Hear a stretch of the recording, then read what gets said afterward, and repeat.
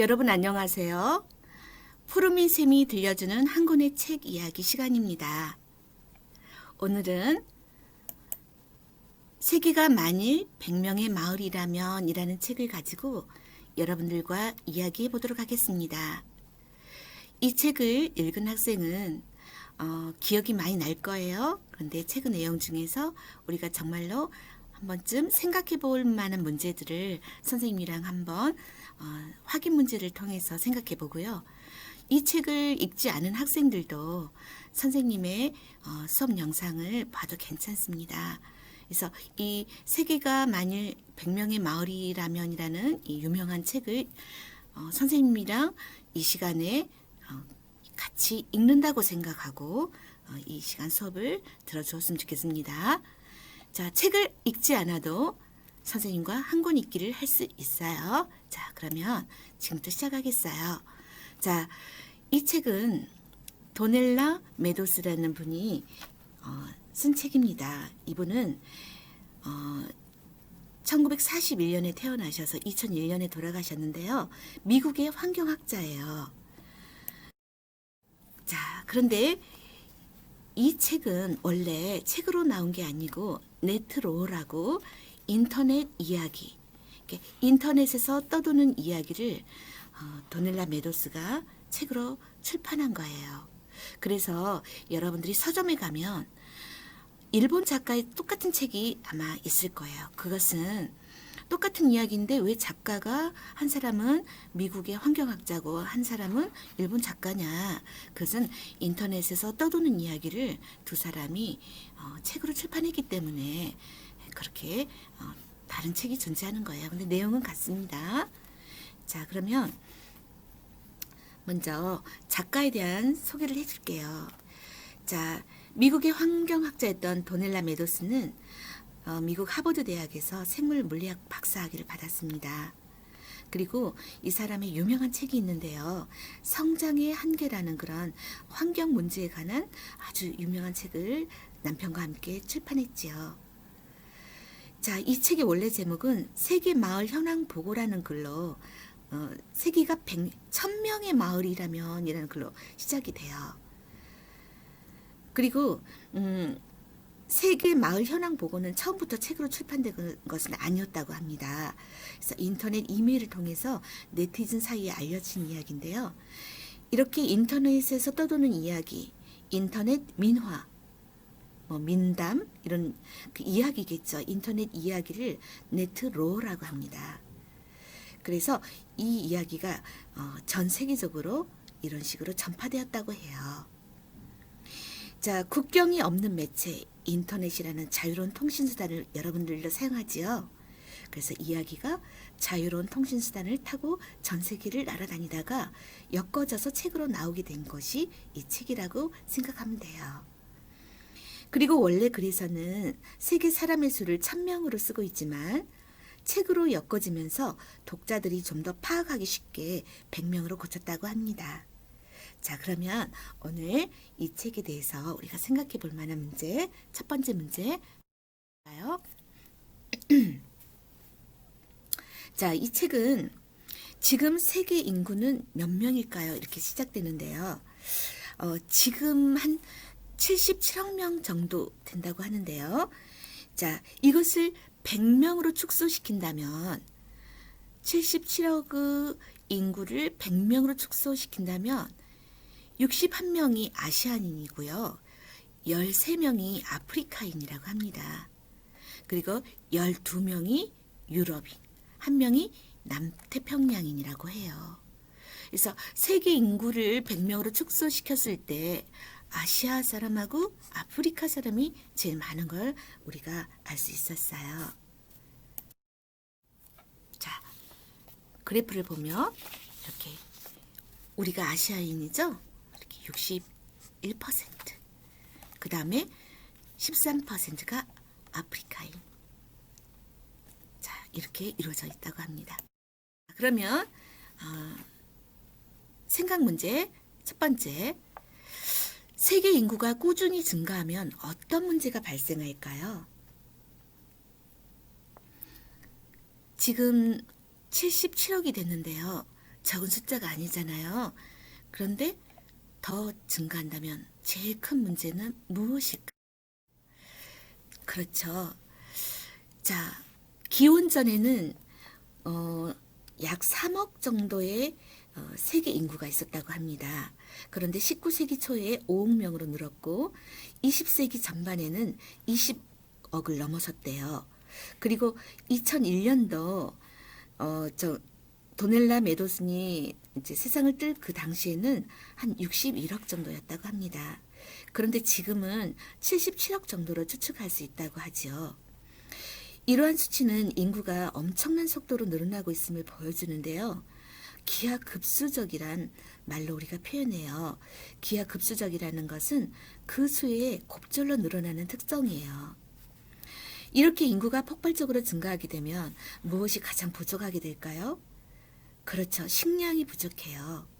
식량이 부족하다는 것은 빈곤 문제를 일으킨다는 거죠. 그래서 빈곤 문제가 인류의 심각한 문제로 떠오릅니다. 특히 가난한 국가의 사람들이 고통을 받게 되죠. 자, 이 책에도 선진국의 인구는 전체의 한 20%밖에 되지 않고 80%의 사람들이 아시아와 아프리카 등의 개발도상국이나 후진국 사람이라고 합니다. 그럼 왜 후진국에서 인구가 증가할까요?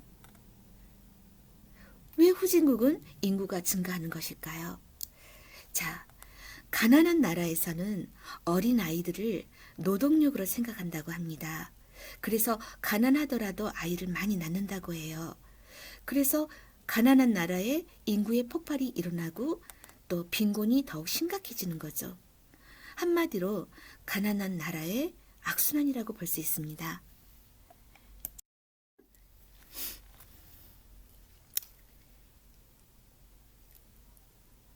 (100명의) 마을이라고 세계를 생각했을 때 우리가 100명 중에 20명이 영양실조 상태이고 또 한 명은 굶어 죽기 직전에 놓여 있고 그런데 15명이 비만한 사람이라고 합니다.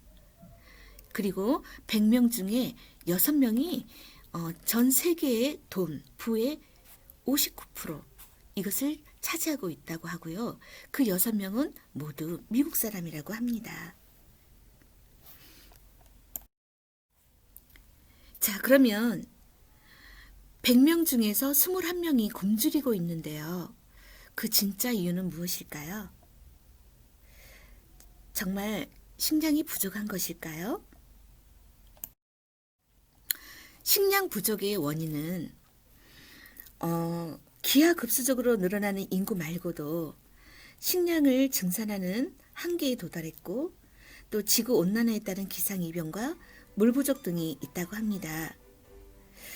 자, 그리고 세계 인구의 20%밖에 되지 않은 선진국에서 전체 곡식, 곡물이죠. 40%를 소비하고 있는데요. 그 중에 많은 부분이 가축의 사료로 쓰이고 있대요. 가난한 국가의 사람들에게는 큰 충격이 아닐 수 없죠. 굶어 죽는 사람들이 있는데 세계에서 생산되는 곡식의 40%를 동물이 먹고 있다는 것은 큰 충격이 아닐 수 없습니다. 자, 그러면 세 번째 문제 한번 생각해 볼까요? 인구 문제를 해결하기 위해서 근본적인 방법은 무엇일까요? 이 책에서는 작가가 현대 사회가 안고 있는 수많은 어려운 문제들인 인구 문제를 전 세계가 함께 해결해야 한다고 했어요. 최신 들어서 가장 효과가 있는 것이 여성들의 사회적 지위와 교육 수준을 높이는 것이라고 합니다. 미국과 유럽, 선진국들의 예를 살펴보면요. 여성들의 교육 수준이 높고 사회 진출이 늘어날수록 여성들은 아이들을 적게 낳으려는 경향을 띠고 있다고 합니다. 지구의 모든 지역에서 부부가 아이를 2명 이하로 낳는다면 인구 문제가 어느 정도 해결될 수 있어요. 그렇기 위해서는 무엇이 필요하다고 했죠? 그렇죠. 여성들의 교육 수준을 높이고 사회적 지위를 높이는 일이 필요합니다. 자, 그 다음 내용 살펴볼까요? 세계 마을 사람들이 전부 100명이라면 그 중에 33명이 기독교, 또 19명이 이슬람교, 13명이 힌두교, 6명이 불교를 믿고 5명은 나무나 바위와 같은 자연물에 영혼이 깃들여 있다고 믿고 있다고 합니다. 그리고 나머지 24명은 또 다른 종교를 믿거나 아니면 아무것도 믿지 않고 있다라는 그런 내용이 책에 나와요. 자, 그러면 네 번째 우리가 생각해 볼 문제. 종교가 다르다는 이유로 전쟁이 일어나고 있죠. 자, 종교가 다르다는 이유로 서로 갈등하고 전쟁하는 행위에 대해서 어떻게 생각하시나요, 여러분들은?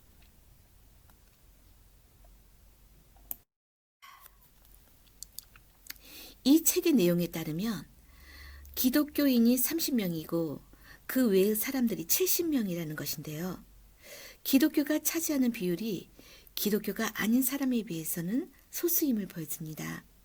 오히려 뚜렷한 종교가 없는 사람들의 숫자와 기독교인의 숫자가 비슷하다는 것도 굉장히 놀랍죠. 종교가 나랑 다르다는 이유로 갈등하고 폭동을 일으키고 또 전쟁으로 발전하는 일들이 참 많아요. 특히 세계 상황을 보면 이스라엘과 팔레스타인의 분쟁은 아직도 해결되지 않고 있는 그런 심각한 문제이죠. 그럼 전쟁을 피할 수 있는 방법은 무엇일까요? 그것은 전 세계인들이 모두 다양한 종교가 있다라는 것을 인정해 주는 거예요. 그리고 다양한 종교를 믿는 사람들이 있다는 것을 우리가 아는 거예요. 이해하는 거죠. 모든 종교가 자신을 비롯한 인류의 행복을 추구하니까요. 어떤 종교도 전쟁이나 살인을 인정하지는 않는다는 것을 기억하고 전쟁을 일으키는 요인이 반드시 다른 곳에 있다는 것을 알아야 합니다. 그러면 그 다른 요인은 뭘까요? 그것은 아마도 정치적이고 경제적인 그런 의도들이겠죠.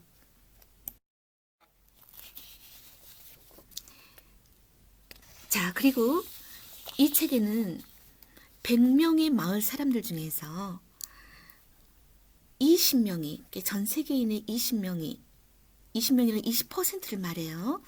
20%가 공습이나 폭격 또는 살해, 납치 위험에 놓여 있다라고 합니다. 그렇지 않다면 굉장히 축복받은 사람이죠. 만일 여러분이 공습이나 폭격, 지뢰, 살해, 납치 위험으로부터 두려움 없이 살고 있다면 여러분은 그렇지 않은 20명의 사람보다 축복받은 사람입니다. 자, 그러면 5번째, 전쟁은 어린아이들에게 어떤 피해를 주나요?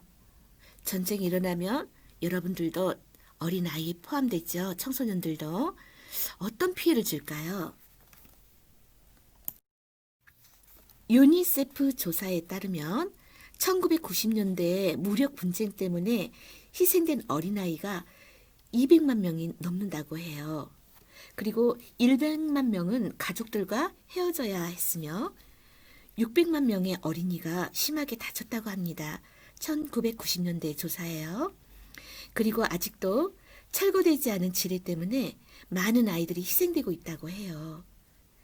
세계 어린이의 약 25%가 전쟁으로 죽거나 자연재해로 인해서 불안정한 상태에 살고 있다고 합니다. 자, 그러면 다시 책의 내용을 살펴볼까요? 책의 내용에 이런 내용이 나옵니다. 그러니까 당신은 맛을 깊이 음미하며 노래를 부르세요. 신나게 마음껏 춤을 추세요. 하루하루를 정성스레 살아가세요. 그리고 사랑할 때는 마음껏 사랑하세요. 설령 당신이 상처를 받았다 해도 그런 적 없는 것처럼 먼저 당신이 사랑하세요. 이 마을에 살고 있는 당신과 다른 모든 이들을 진정으로 나, 그리고 우리가 이 마을을 사랑해야 함을 알고 있다면 정말로 아직 늙지는 않았습니다. 우리를 갈라놓는 비열한 힘으로부터 이 마을을 구할 수 있을 것입니다. 꼭. 정말 이렇게 산다면 아름다운 세상이 될 거예요. 자, 그러면 6번째 확인 문제 한번 볼까요? 작가는 우리에게 노래를 부르며 신나게 춤을 추라고 했어요. 왜 춤을 추라고 했을까요?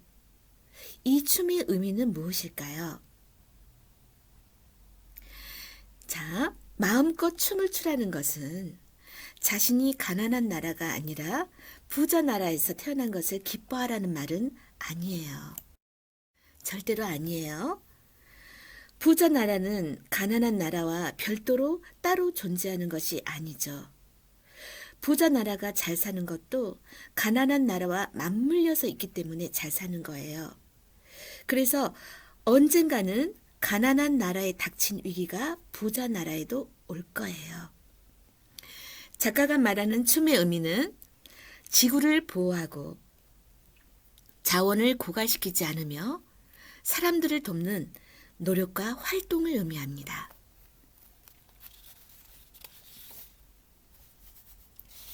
자, 그러면 마지막 문제. 당신의 마을을 사랑한다는 것은 무엇을 의미할까요? 자, 여러분의 마을을 사랑한다는 것은 무엇을 의미할까요?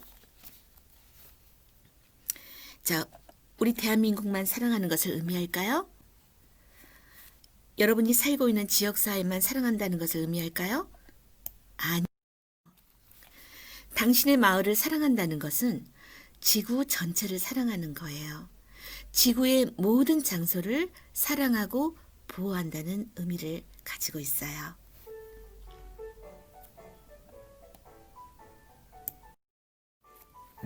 자, 그러면 이 책을 분석하면서 작가의 의도를 한번 살펴볼까요? 자, 여러분, 요리병 속의 편지라는 말을 들어보셨나요? 유택의 독일 시인 파울 첼란이 자신의 문학을 가리켜 한 말인데요. 누가 언제 받아볼지는 모르지만 언젠가는 누군가가 반드시 받아볼 것이라는 희망으로 자신의 문학을 유리병 속의 편지라고 하고 그 편지를 세상이라는 망망대해에 띄워 보낸다라는 의미로 사용했다고 합니다. 자, 이 책을 쓴 작가가 자신의 글이 전 세계를 하나의 마을, 하나의 가족으로 엮는 데 도움이 되기를 바랬을 거예요. 그리고 지구의 환경 문제, 자원 고갈 문제, 식량 부족 문제, 전쟁 문제, 빈곤 문제, 이런 것들을 지구 전체가 함께 해결하지 않으면 큰 비극이 닥칠 것을 걱정하고 있습니다. 작가는 2001년도에 세상을 떠났지만 작가가 걱정했던 것들이 지금 현실로 나타나고 있지요. 여러분들 독서를 하고 나서 토론해 볼 문제. 자, 선생님 하나 제안을 할게요. 자, 토론을 할 수도 있고 이 주제로 글을 쓸 수도 있어요. 자, 인류의 환경 문제, 자원 고갈 문제, 빈곤 문제를 해결하기 위해서 내가 실천할 수 있는 일은 무엇일까요? 자, 이 주제로 한번 글을 써보세요. 물론 글을 쓰기 위해서는 계획이 필요하고 또 내용을 생성하고 내용을 조직하고 글로 표현해야 되겠죠? 또 글을 다 쓰고 나서는 반드시 고쳐쓰기.